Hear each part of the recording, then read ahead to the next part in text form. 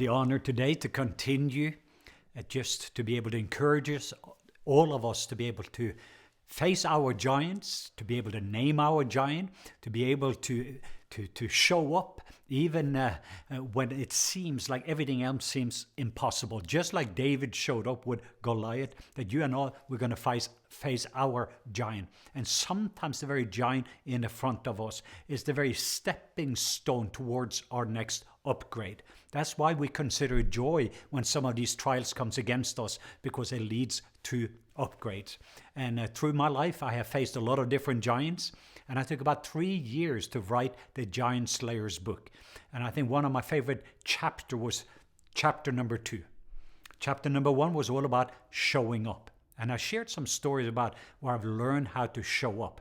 But chapter 2 was so important for me. It is show up, show for the right battle.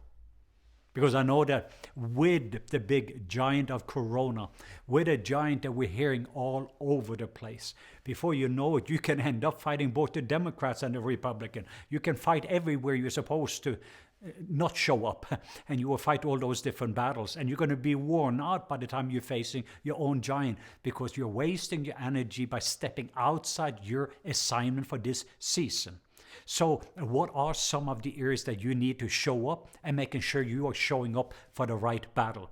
And for me, simply, one of my biggest battles right now is to be present with His presence. I don't have an opportunity to travel. They canceled my travel. The giant himself did something to my schedule, did something to my finances, did something to a lot of different areas of my life. So now, based upon where we're at in this season, chapter 2, how do I show up for the right battle? One of the big battles for me is just rest. That I'm coming from a place of rest. That rest is my weapon of warfare. And out of rest, I wear the enemy out. So the opposite to rest for me is restlessness. What does that mean? I feel I need to do something. Almost every hour I want to go in and check the news. So I'm checking in the Norwegian newspaper. I want to Google or find out something else that is going on. And before you know it, the tendency for me is to be distracted. And I'm using so much of my energy fighting the wrong battle. Something that I cannot do anything about. So I've had to set some boundaries on that in my own life. How much time that I can spend on the news. So I'm making sure that I'm operating from a resting place. Another weapon for me is to making sure that I'm going to see the value of Sabbath. So I'm reading some amazing books, amazing scriptures, and I'm setting off some time just to be able to reset so that I will put Sabbath, because God spoke to me, says, Leif, one of the reasons it's so difficult for you to do nothing is because you do not have a clear Sabbath in your life. And 4 years ago, I realized that I had so many health issues, mainly because I didn't have Sabbath. And there's healing in the Sabbath. So for you, maybe you're similar like me, a high A personality, perhaps a go-getter, an extrovert, and you have a tendency to be able to always do something. And I talk about rest by chair number 1, but I'm learning in this season this whole detoxification of why is it so difficult for me to do nothing. And you feel like there's not the productivity when I'm doing nothing. But I realize to do nothing, there is something and there is someone. So I have to show up for the right battle, making sure in the area of rest, in regard to Sabbath, and some of the things that's tried to steal away and lie to me, that it doesn't drain my energy. Other area I need to show up is for my wife while I'm at home. I'm used to doing my thing, but I have to be there for my wife. I have to be there for my kids in this season. I have to be there for some of my friends, including today, I'm here with my staff. And while I'm here with my staff and some of our team, we are here and we are fully here.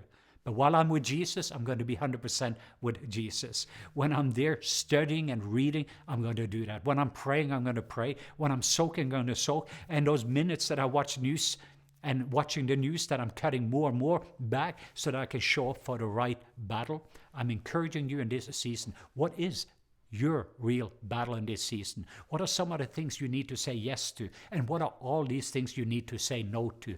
What are some of the things that you need to actually cut out in this season? Perhaps shut off the phone or shut off the television, and then looking at your memory stones of what God has done in your past, so that when you are facing something bigger than yourself, that you're going to be so overwhelmed by the faithfulness of God that nothing else can overwhelm you. Because whatever overwhelms you shapes you. And what the enemy wants you to do in this season is for you to show up for the wrong battle.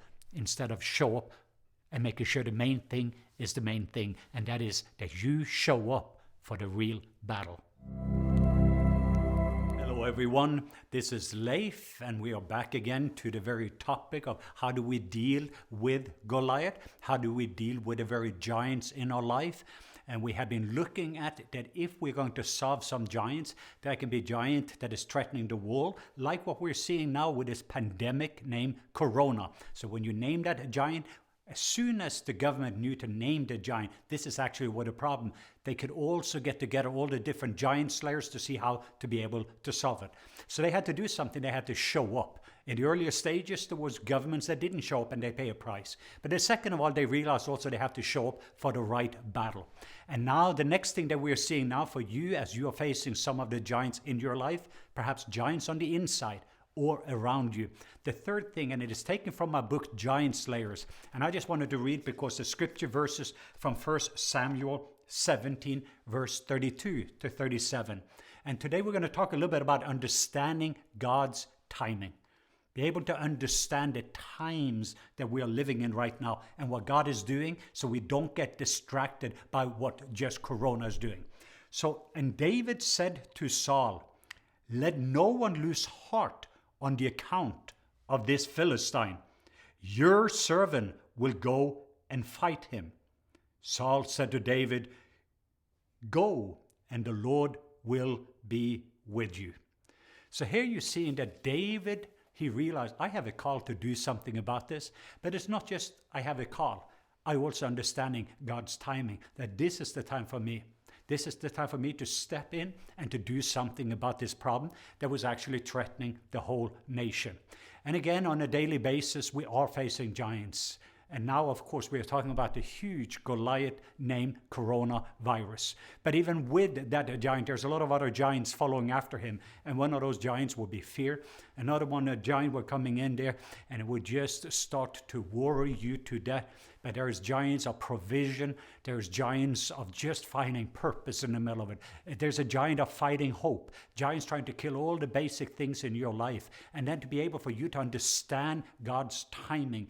And this was very specific, both for David, it's going to be specific for us, even for us to understand some of the timing cycle. Even if you cannot read it, it is important for some of us to realize we are in the earlier stages right now, often in a preparation stage. And even the way that we handle this in this stage, the timing of what's going right now is so connected to how we're going to be able to face this giant later on in the future. But it is so important for you that you do not get worn out even before that the giant are coming in its fullness, that you are able to face some of the giants that you see on a daily basis. So even as I woke up this morning, I mentioned I had to show up for the right battle, but even what's happening now with Corona. I made a decision a little earlier, just a few minutes ago, that I am setting in some things in my calendar already in May. I don't know if I have to cancel it or not, but I'm just deciding I'm going to say yes to some of those things, even when it looks like we're going to cancel.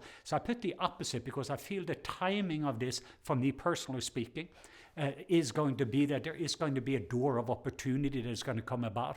So this is what I'm facing, just with a wisdom. There are some other changes that I'm doing now, preparing myself for the next 8 weeks to be able to deal with some of the different giants. And then there are some small giants I have to deal with in regard to practical things, financial things, what I need to do at home, what we need to do in the office, what we need to do around the world, but also in the preparation stages so that when this storm eventually will be over, that we are going to be able to, at that moment, that we have raised up a whole new culture of giant slayers, both that can face some of these giants in the future, but that we can also help people to make courageous decisions in the middle of everything that was going on. And that's what I love about David in the middle of it. He said, hey, listen, people, do not lose heart.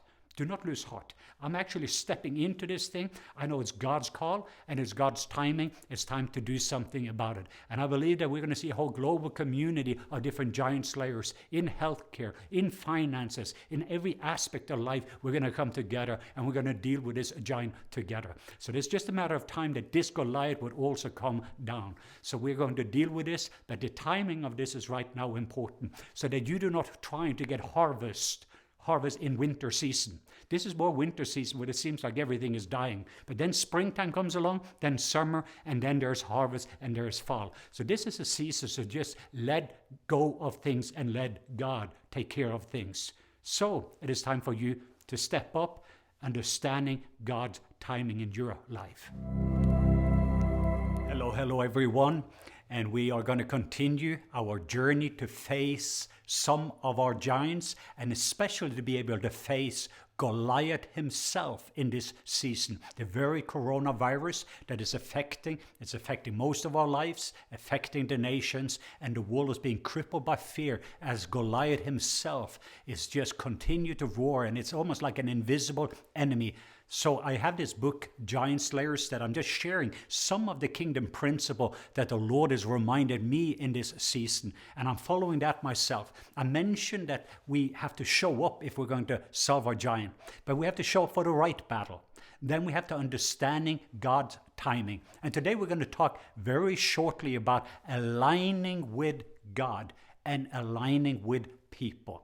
It's so important because this is not an individual thing. It is not just about me and Goliath or me and the giants that I'm facing. I'm connected to a lot of other people. And sometimes when I don't know what to do, I know where to go.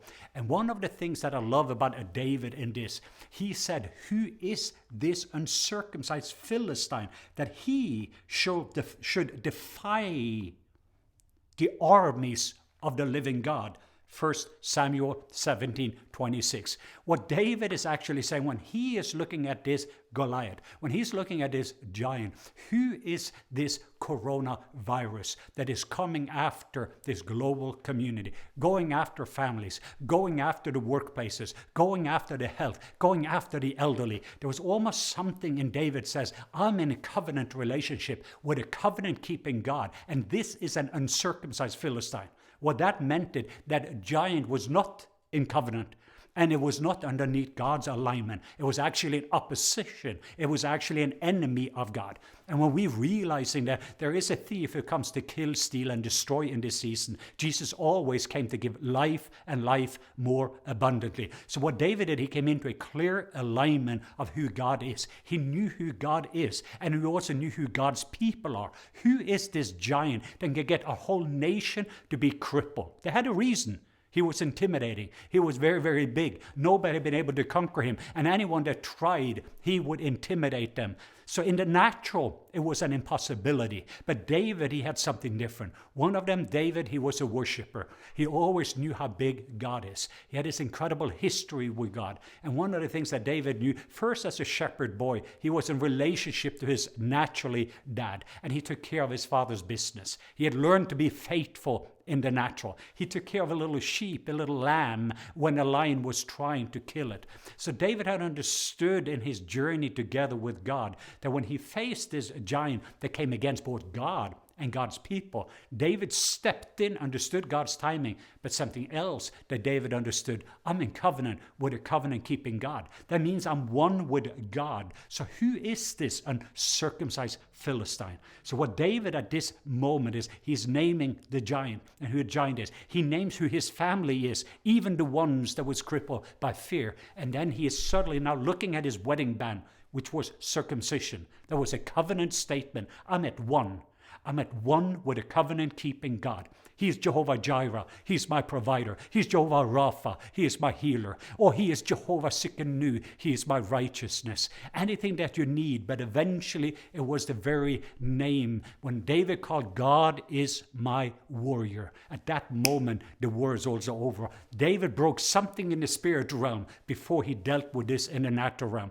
And I believe in for us as God's people in this season, when it comes to this coronavirus, it is time for God's covenant people to coming into oneness and say, who is this uncircumcised Philistine that come against God's family, that is coming against this world? And for us to coming in and break things in the spirit realm over so that we can start to deal with it in the natural. Just starting to see one life at a time, one community at a time, one nation at a time, that we're going to see that the giant is going to fall down and God is going to receive the glory. So arise and shine, giant slayer, for your time has come.